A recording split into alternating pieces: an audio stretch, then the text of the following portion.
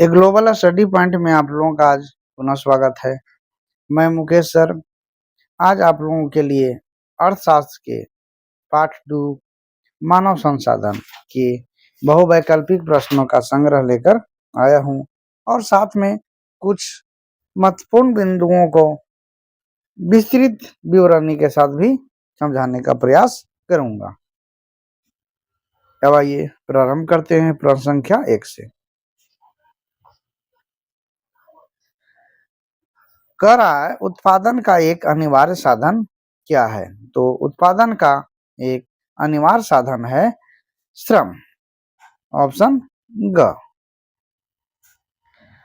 उत्पादन का एक निष्क्रिय साधन क्या है? तो उत्पादन का निष्क्रिय साधन है भौतिक पूंजी। उत्पादन का सक्रिय साधन क्या है? तो उत्पादन का सक्रिय साधन है मानवीय पूंजी। चौथा, भारत में मानव विकास के आधारभूत सूचक। तो मानव विकास के आधारभूत सूचक हैं जीवन प्रत्याशा, जिसे कि जीने की औसत आयु भी कहते हैं, साक्षरता दर, जन्म एवं मृत्यु दर तथा शिशु मृत्यु दर। अगला, पाठ में आए शब्दों के कुछ विस्तृत नाम एवं उसकी विवरणी है। तो राष्ट्रीय शैक्षणिक अनुसंधान और प्रशिक्षण परिषद NCERT, जिसे national council of educational research and training भी कहते हैं। इसका मुख्य उद्देश्य देश में स्कूली शिक्षा और अध्यापकों की शिक्षा में गुणात्मक सुधार लाना है। अगला,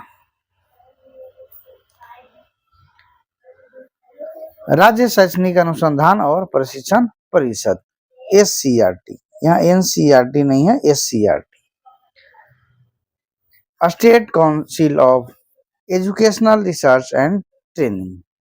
इसका मुख्य उद्देश्य राज्य में स्कूली शिक्षा और अध्यापकों की शिक्षा में गुणात्मक सुधार लाना है।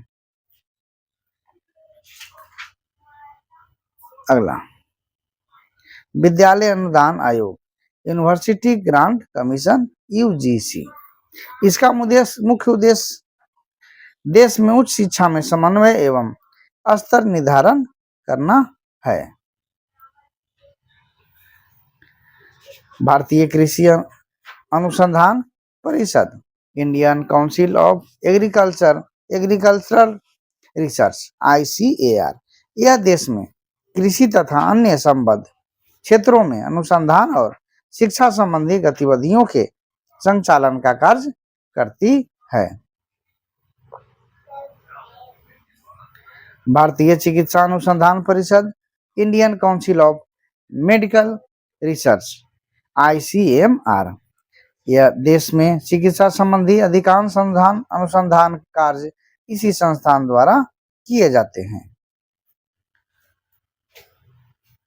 भारतीय सामाजिक विज्ञान अनुसंधान परिषद Indian council of social science research ICSSR, इसका मुख्य कार्य सामाजिक विज्ञान के क्षेत्र में शोध की प्रगति की समीक्षा करना तथा इस कार्य में लगे व्यक्तियों और संस्थाओं को परामर्श एवं अनुदान देता है।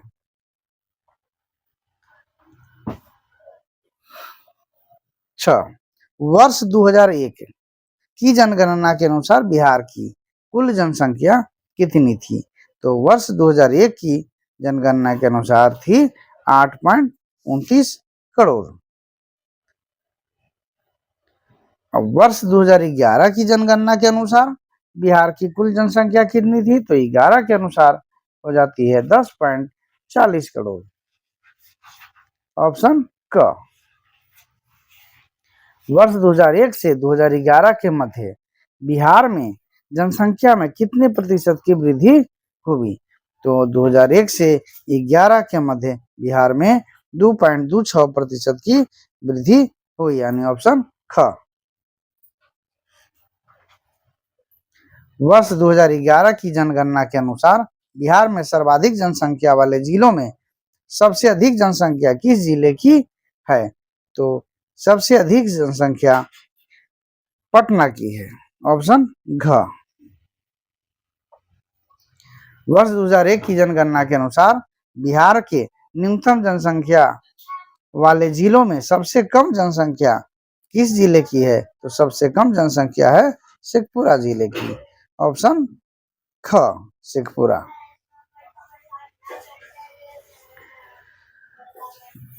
वर्ष 2011 की जनगणना के अनुसार भारत का सर्वाधिक जनसंख्या घनत्व वाला राज्य कौन सा है? तो 2001 की जनगणना के अनुसार सर्वाधिक जनसंख्या घनत्व वाला राज्य बिहार है। ऑप्शन ख। वर्ष 2011 की जनगणना के अनुसार भारत का सबसे न्यूनतम जनसंख्या घनत्व वाला राज्य कौन सा है? तो न्यूनतम जनसंख्या घनत्व वाला राज्य है आपका अरुणाचल प्रदेश। यह जो है 17 व्यक्ति प्रति वर्ग किलोमीटर इसकी जनसंख्या घनत्व है।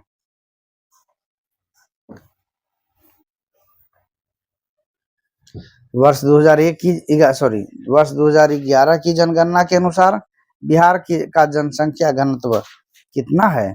तो 2011 की जनगणना के अनुसार बिहार का जनसंख्या घनत्व है 1106 व्यक्ति प्रति वर्ग किलोमीटर। वर्ष 2011 की जनगणना के अनुसार बिहार के किस जिले का जनसंख्या घनत्व सबसे अधिक है? तो 2011 की जनगणना के अनुसार सबसे अधिक जनसंख्या घनत्व है शिवहर, 1880 व्यक्ति प्रति वर्ग किलोमीटर इसकी जनसंख्या घनत्व है। वर्ष 2011 की जनगणना के अनुसार बिहार के किस जिले का जनसंख्या घनत्व सबसे कम है? तो सबसे कम जनसंख्या घनत्व है कैमूर का भभुआ, 488 व्यक्ति प्रति वर्ग किलोमीटर। वर्ष 2011 की जनगणना के अनुसार बिहार में 1000 पुरुषों की तुलना में स्त्रियों की संख्या कितनी है? तो 1000 पुरुषों की तुलना में स्त्रियों की संख्या है 918।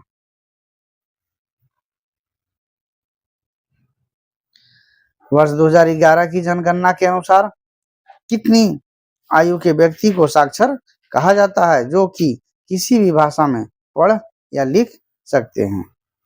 मतलब जो जिस भाषा में भी जिनकी अपनी जो भाषा है अगर वो पढ़ लिख सकते हैं तो उनकी न्यूनतम उम्र कितनी होनी चाहिए कि वो साक्षर कहलाएंगे? तो उनकी न्यूनतम उम्र होनी चाहिए 7 वर्ष या उससे अधिक।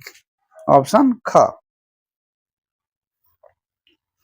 वर्ष 2011 की जनगणना के अनुसार बिहार की साक्षरता दर कितनी है? तो 11 की जनगणना के अनुसार बिहार की साक्षरता दर है 61.80% यानी 61.80%।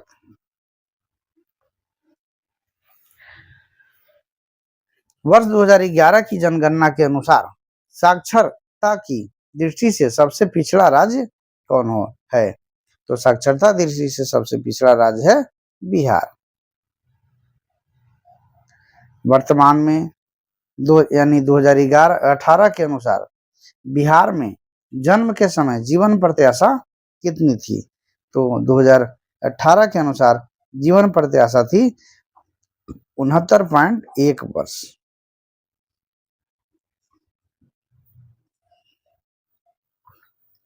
हमारे देश में किस आयु वर्ग के व्यक्तियों को कार्यशील जनसंख्या में सम्मिलित किया जाता है? तो कार्यशील जनसंख्या में सम्मिलित किया जाता है 15 से 59 वर्ष में यानी ऑप्शन हो जाएगा ख। वर्ष 2011 की जनगणना के अनुसार बिहार में 60 वर्ष या इससे अधिक आयु वर्ग के लगभग कितने प्रतिशत व्यक्ति हैं? तो 2011 के जनगणना के अनुसार बिहार में 60 वर्ष या इससे अधिक आयु वर्ग के लगभग जो है 7.79% व्यक्ति हैं। वर्ष 2011 की जनगणना के अनुसार बिहार में 14 वर्ष तक के आयु वर्ग के में लगभग कितने प्रतिशत बच्चे हैं? तो 14 वर्ष के तक के आयु के लगभग जो है 40% बच्चे हैं 2011 की जनगणना के अनुसार। वर्ष 2011 की जनगणना के अनुसार बिहार में कार्यशील जनसंख्या कितना प्रतिशत है? तो कार्यशील जनसंख्या है 52%, यानी 52%। वर्ष 2011 की जनगणना के अनुसार बिहार में कार्यशील जनसंख्या का कितना प्रतिशत कृषि तथा उससे संबद्ध व्यवसाय में लगे हुए हैं? तो कृषि तथा उससे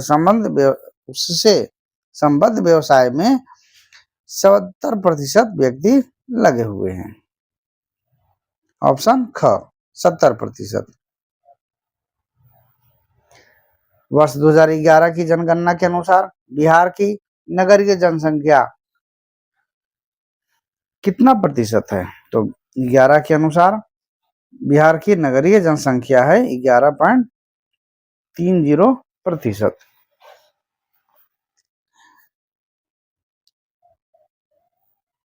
भारत सरकार ने जनसंख्या नियंत्रण के उपायों को प्राथमिकता देने के उद्देश्य से राष्ट्रीय जनसंख्या नीति की घोषणा कब की है? तो राष्ट्रीय जनसंख्या नीति की घोषणा की गई थी 15 फरवरी 2000 को। ऑप्शन क। अब इसके बारे में कुछ जानकारी प्राप्त करते हैं। तो 15 फरवरी 2000 को भारत की दूसरी जनसंख्या नीति की घोषणा की गई थी। इससे पूर्व 1976 में भारत की पहली जनसंख्या नीति की घोषणा की गई थी, जिसमें बाद में 1981 में कुछ संशोधन भी किए गए थे। वर्तमान जनसंख्या नीति को कितने भागों में बांटा गया है? तो वर्तमान जनसंख्या नीति को मुख्यतः 3 भागों में बांटा गया है। ये 3 भाग हैं क्या? त्वरित, मध्यावधि एवं दीर्घावधि। इन 3 सूत्री नीति में 2045 तक भारत की जनसंख्या को स्थिर रखने का लक्ष्य रखा गया है। यानी 2045 तक भारत की जनसंख्या को के नियंत्रण का लक्ष्य रखा गया है। वर्ष 2011 की जनगणना के अनुसार बिहार की पुरुष साक्षरता दर कितनी है? तो वर्ष 2011 की जनगणना के अनुसार बिहार की पुरुष साक्षरता दर 71.20% है। वर्ष 2011 की जनगणना के अनुसार बिहार की महिला साक्षरता दर कितनी है? तो बिहार की महिला साक्षरता दर है 51.50%। ऑप्शन घ। वर्ष 2011 की जनगणना के अनुसार बिहार के किस जिले की साक्षरता दर सबसे अधिक है? तो 11 के अनुसार सबसे अधिक साक्षरता दर है रोहतास की। ऑप्शन ख। इस जिले की साक्षरता दर है 73.37%। ये भी आपके ऑप्शन में आ सकता है।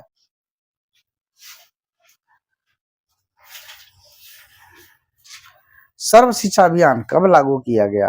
तो सर्व शिक्षा अभियान जो है 2001 में लागू किया गया था।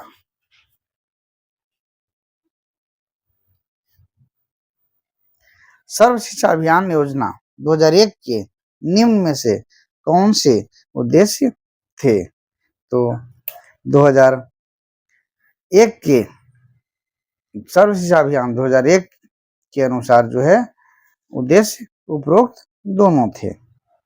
यानी 6 से 14 वर्ष तक के आयु के सभी बच्चों को विद्यालय में नामांकन एवं उन्हें मुफ्त एवं अनिवार्य शिक्षा प्रदान करना। भारत में जनसंख्या घनत्व की दृष्टि से बिहार का स्थान क्या है? तो जनसंख्या घनत्व की दृष्टि से बिहार का स्थान है पहला।